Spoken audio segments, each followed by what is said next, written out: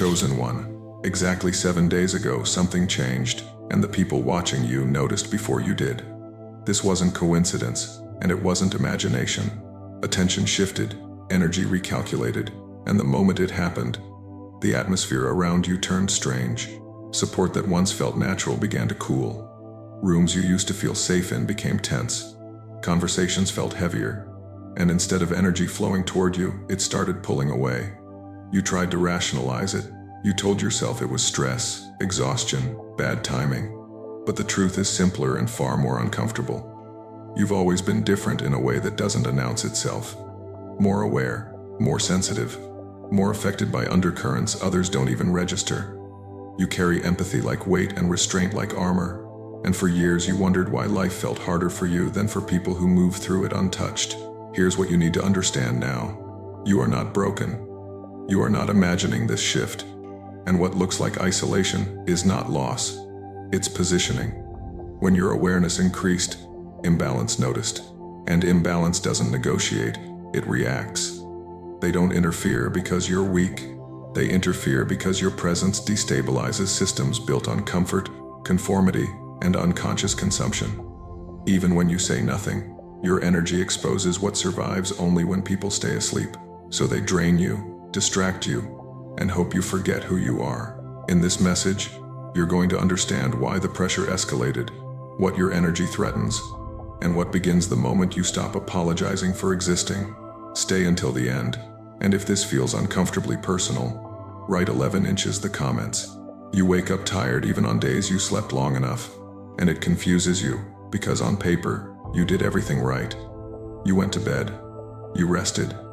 You didn't overdo it. Yet the fatigue is still there.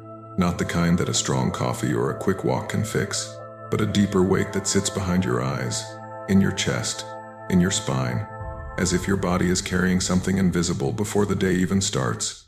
And at night, when the world finally goes quiet, your mind refuses to follow, replaying conversations you analyzed too much, choices you made with good intentions, moments where you felt misunderstood but didn't have the energy to correct it. And you lie there resting without actually recovering, waking up feeling like you've already lived half a day. Lately, money doesn't disappear in dramatic ways. It just leaks. Slowly, persistently, through small, unexpected expenses, delays that don't make sense, opportunities that almost arrive and then stall at the last second, and you keep doing what you're supposed to do. Staying responsible, recalculating, adjusting, being careful. Yet progress feels heavier for you than it seems to be for others, and you catch yourself wondering how people around you move forward so effortlessly while you're stuck constantly managing the margin. And even though it feels unfair, you don't collapse. You keep going, because quitting has never really been in your nature. Relationships feel off in a way that's hard to explain, like the emotional temperature changed without warning. People misunderstand your intentions more easily. Words you choose carefully land with tension instead of clarity. And you find yourself explaining things that used to be obvious, smoothing situations that shouldn't need smoothing. And even when you're physically surrounded by others, there's a strange sense of distance, like you're standing behind glass watching everyone else connect naturally while you remain slightly out of sync. And the hardest part is realizing that some of this distance comes from people you once trusted to understand you without explanation. You've noticed how often you end up carrying the emotional weight in the room, how you listen more than you speak, absorb more than you release. Adjust yourself to keep the peace, becoming the calm one, the reasonable one, the one who doesn't explode or demand space. And over time, people start assuming you're fine because you're strong, that you don't need much because you're quiet, and no one really asks how you're holding up when the door closes. There's also that persistent feeling you can't quite name, a subtle sense that something is slightly wrong with the world around you, not dramatic enough to cause panic, just a low constant hum of tension, like events are misaligned by a few degrees, and you feel it in conversations, in timing, in the way things almost fit but don't. And you sense it clearly even though when you try to put it into words, nothing quite captures it, so you keep it to yourself. Stop for a moment and look at how many things started stacking at once. The fatigue, the confusion, the delays, the emotional distance. Not one big collapse that would at least make sense, but a steady tightening. Too many threads pulling at the same time. And that pattern matters, Because this doesn't feel like random bad luck. It's too precise, too consistent, too targeted, and when pressure shows up everywhere at once, it's rarely about punishment, it's about redirection or resistance. Because your life didn't fall apart, it narrowed, options compressed, space closed in. And that kind of pressure doesn't push you into chaos. It pushes you into questioning yourself, your worth, your intuition, your pace, which is exactly where erosion works best. You've caught yourself shrinking in small ways, holding back what you really think, dimming your reactions, avoiding visibility, choosing not to draw attention even when you're right, and you do it instinctively, as if some part of you learned that being seen has consequences. And that lesson didn't come from books or advice. It came from experience, from moments where standing fully in your truth made things harder instead of easier. Look closer at the timing of all this, because most of the intensity is recent, not years ago, not at the beginning of your journey, but after you became more aware, after you stopped numbing yourself as much, after you quietly chose to live with more integrity even when it cost you comfort. And 2 to 6 weeks ago, something specific happened, not something anyone applauded or noticed, not a dramatic scene, just a moment where you had the option to take the easier route, to say the convenient lie, to stay silent when truth would complicate things, to accept something that didn't sit right just to keep things smooth. And you didn't, and nothing magical happened afterward. No fireworks, no immediate reward, just more pressure, more resistance, more friction than before, which is the part most people don't understand. Because when you move into alignment, it doesn't always get easier first. Sometimes it gets tighter, because alignment exposes contrast, and contrast attracts attention. This is where jealousy enters. Not the obvious personal kind, but energetic jealousy. Because systems built on comfort feel threatened by people who won't sell their clarity. Unhealed people feel unsettled by someone who doesn't play their games. And your presence doesn't attack, it reveals. And what reveals becomes a target. You may have noticed doubt creeping in differently lately, not loud or dramatic, but quiet questions that sound reasonable. Asking if you're doing too much, if you should just settle, if it's really worth it. And fear shows up disguised as practicality. Delay disguises itself as patience. Loneliness pretends to be independence. Guilt whispers that you're selfish for wanting more. Temptation appears not as desire but as relief. And these aren't random emotions. They're tools, subtle ones, because you weren't hit with chaos. You were surrounded with erosion. Slow, persistent, strategic.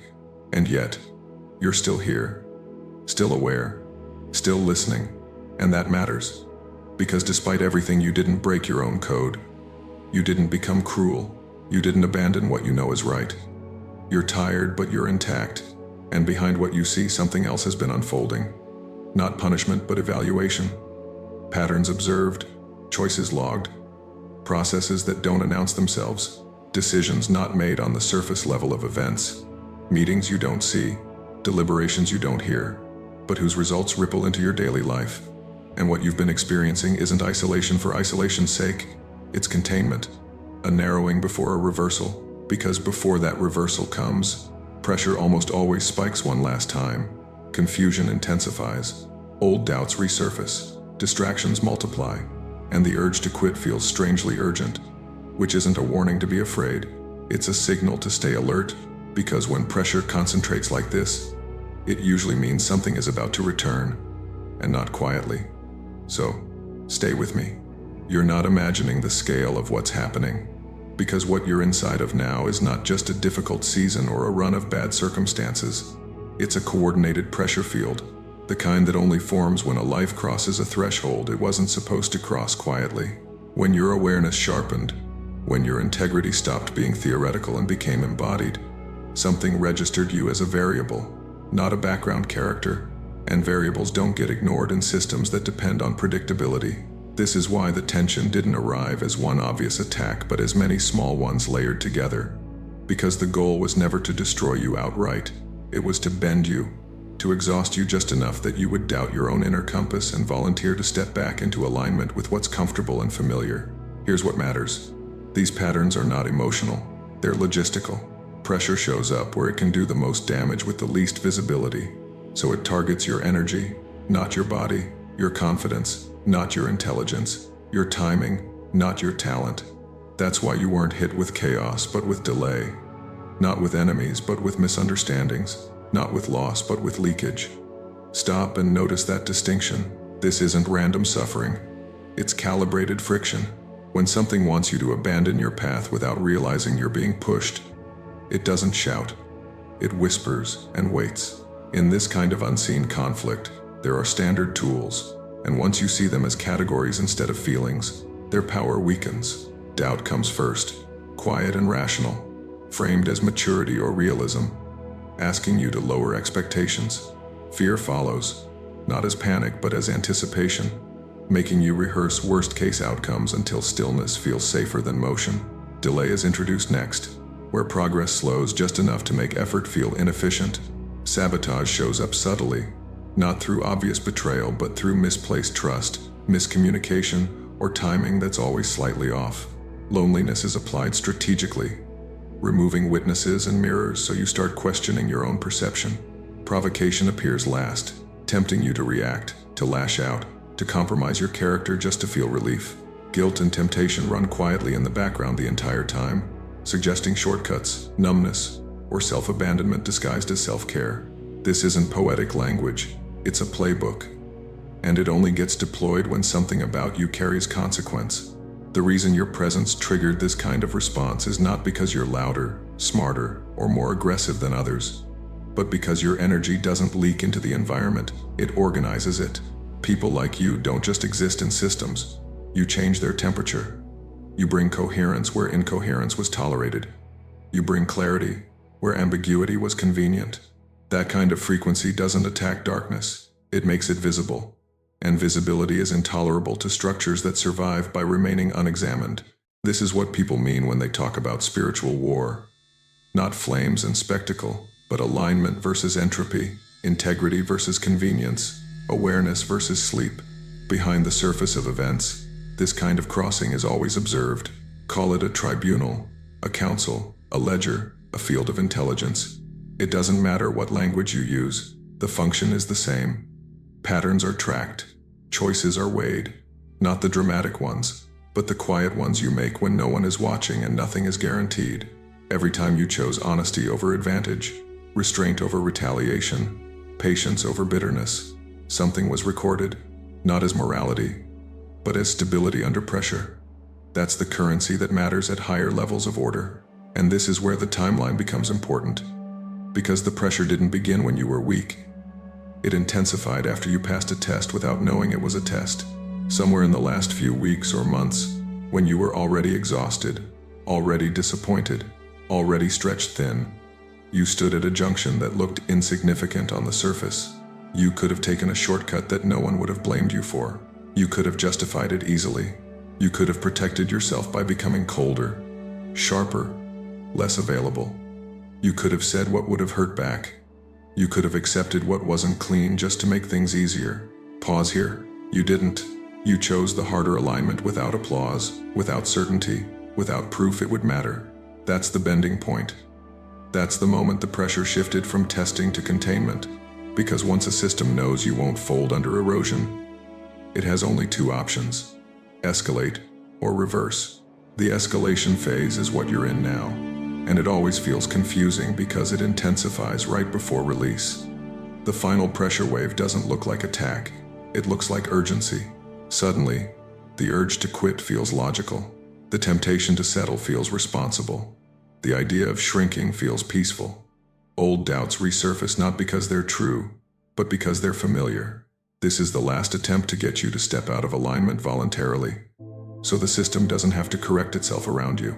Here's the law that follows next, whether anyone believes in it or not. When pressure fails to corrupt integrity, reversal is triggered. Not revenge, not punishment, but return. What was taken through delay, confusion, or erosion begins to come back, and it doesn't come back symbolically. It comes back practically. Clarity returns first, where decisions suddenly feel simpler and noise drops away. Then clean provision follows. Not excess, but sufficiency, without struggle. Movement without leakage. Acceleration comes last, where stalled paths open quickly. Not because effort increased, but because resistance was removed. The signs are subtle at first. A conversation that resolves instead of spirals. An opportunity that lands cleanly without negotiation. A sense of internal permission you didn't have before. These aren't coincidences. They're indicators that containment has ended, but before that happens fully, understand this. The final pressure wave is designed to make you doubt the timing, to convince you that nothing is happening, to make you step off the path one step before the reversal completes. That's why awareness now matters more than action. You don't need to force anything. You don't need to prove anything. You need to stay aligned long enough for the system to rebalance around you. This is not about belief. It's about pattern recognition. And once you see the pattern, you stop feeding it. The moment you're in is not the end of the test. It's the handoff point. And what comes next depends on whether you stay present long enough to receive what's already been authorized. 2 to 6 weeks ago, it came to a point you didn't announce to anyone. You were exhausted, already stretched thin, and someone gave you the perfect excuse to become colder. The shortcut was right there, a lie that would protect you, a reaction that would feel good for 5 seconds. You could have taken what you deserved and no one would have questioned it. Stop. That night, it wasn't your schedule that was heavy. It was your conscience. You felt the split inside you, the part that wanted relief, and the part that refused to betray your own soul for comfort. You remembered every time you stayed kind and got punished for it. You remembered how easy it would be to finally play the game. And still something in you said, not like this. You chose clean. You chose truth. You chose restraint. You didn't retaliate even though you could. You didn't manipulate even though you knew how. You didn't take the low road even though it was paved and lit and waiting. Listen, that decision wasn't small. It was a signal flare. In the unseen, it marks the exact moment your integrity stopped being a personal preference and became a jurisdiction. That is why the pressure spiked after. That is why envy sharpened.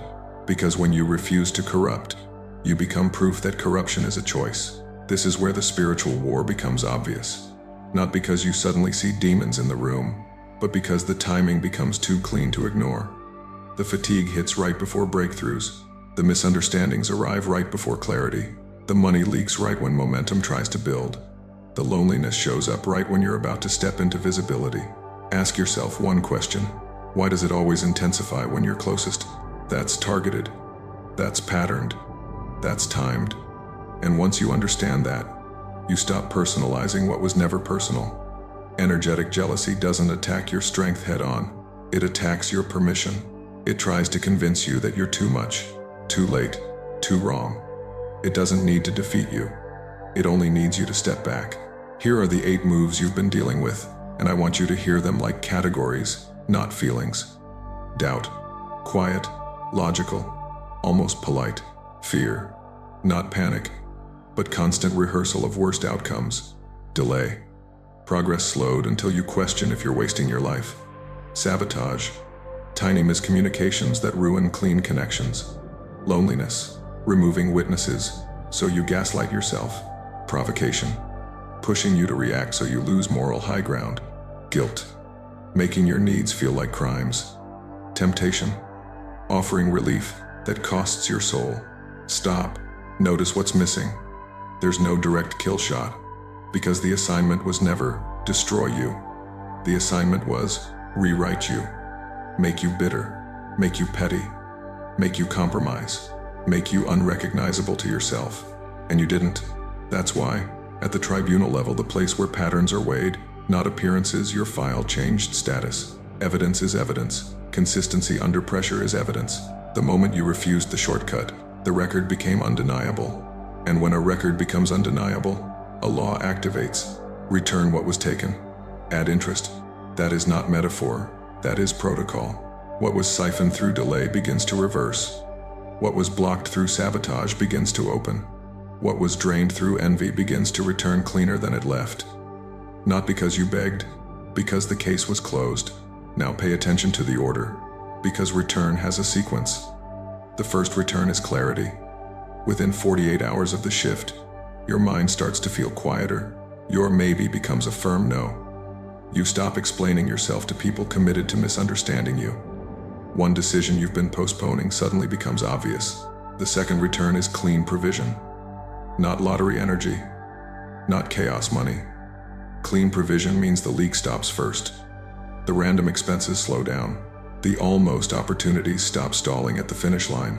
A door opens that doesn't require you to betray your values to walk through it. Listen, the third return is acceleration. Things that dragged for months start moving in days. A conversation resolves instead of looping.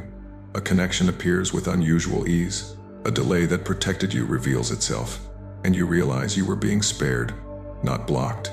You'll know this is real by 3 signs. First, you'll feel a calm urgency, not anxiety, but readiness. Second, you'll notice protective reroutes. Plans fall through and you later see you avoided something toxic. Third, you'll lose emotional attachment to what used to hook you. The old triggers don't grip as hard. That detachment is not numbness, it's upgrade. But I need you prepared for the final pressure wave, because it comes right before the payout. It's the last attempt to steal the return by making you step off the path yourself. It will feel like sudden impatience, sudden doubt about your own worth, sudden temptation to just end it with a reckless choice. Sudden fatigue that makes you think nothing is changing. Stop. That's the wave. Don't negotiate with it. Don't dramatize it. Don't make permanent decisions while it's passing. Hold alignment for 72 more hours when it hits. Say less. Move cleaner. Protect your sleep and your focus like it's sacred, because right now, it is. This is why they attacked you. They feared your purpose because your purpose can't be bought with envy. Your presence exposes what people try to hide from themselves, and that creates backlash. But backlash is not proof you're wrong. It's proof you're touching something real. And now you're entering the phase where what you survived becomes what you're crowned with. You are the omega of integrity. Comment 222. Chosen one, the reason you stayed until this moment is not accidental. The tribunal has already stamped your record. The bending point has been crossed, and the reversal is no longer a question. It is a sequence already in motion. What you endured was seen, not the version others noticed, but the private resistance. The nights you chose restraint instead of retaliation. The moments you stayed clean when becoming colder would have been easier. Nothing about that went unnoticed. They attacked because they feared your purpose. Not because you were loud, but because you were unbuyable. Not because you threatened them directly, but because your integrity exposed what survives only in shadow. You did not mirror their behavior. You did not become what hurt you. And that single fact changed everything. Understand this clearly now. Once integrity survives targeted pressure, the system must rebalance. It does not debate. It does not delay. It responds. You are no longer in the phase of testing. You are in the phase of confirmation. That is why the noise has already started to thin. That is why some attachments feel lighter. That is why certain people feel strangely distant without drama. This is identity locking. You are the omega of integrity. Not because you are perfect, but because you proved you could remain clean under pressure that was designed to corrupt you. That places you in a category that cannot be negotiated with envy. Now listen carefully to what comes next, because this is practical, not symbolic. In the next 7 to 14 days, clarity returns first, not overwhelming insight. Simple, sharp knowing. One decision you've been circling suddenly becomes obvious. Your body relaxes when you say no to something misaligned. Your intuition speaks without needing justification. Then comes clean provision. Not excess, not chaos. Clean. The leak stops before the gain arrives. An overdue payment lands. A path opens that does not require self-betrayal. Money, time, or support shows up without draining your energy afterward. Then acceleration follows. What dragged for months moves in days. Conversations resolve instead of looping. Opportunities no longer stall at the last step. Momentum returns without force. That is how you'll know the reversal is active. Pay attention to the signs. You may start seeing repeating numbers at transition moments. You may narrowly avoid situations that would have cost you peace. You may feel less emotionally hooked by people or outcomes that once consumed you. That detachment is not loss. It is authority returning. But one thing remains. There is always a final pressure wave. It does not come to defeat you. It comes to rush you. It will tempt you to react instead of wait, to explain instead of observe, to decide prematurely. When it comes, do not dramatize it. Do not interpret it as failure. Do not make permanent choices from temporary urgency. Hold alignment for a little longer. Silence is power in this phase. You do not need to prove who you are anymore. Your record already did that. Let this settle into your body. Your fatigue had meaning. Your restraint had consequence. Your loneliness was not abandonment. It was positioning. You are not behind. You were being protected while evidence was gathered. Now speak this sentence slowly, like a seal, not a wish. I do not shrink. I do not compromise. I receive what is mine clean. If you accept this identity, mark it. Comment 777